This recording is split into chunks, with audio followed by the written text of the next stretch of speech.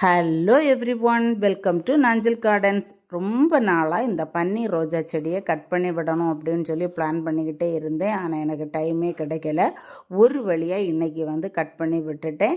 அதில் உள்ள சின்ன சின்ன கொப்பை கூட வேஸ்ட் பண்ணாமல் அதோடைய மூட்டிலே நட்டு விட்டுட்டேன். இதை நான் 250 ரூபா அப்படின்னு வாங்கினேன்.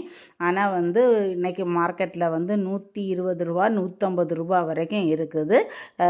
நாட்டு ரோஸ் வெரைட்டிலே இதுதான் ரொம்ப காஸ்ட்லி.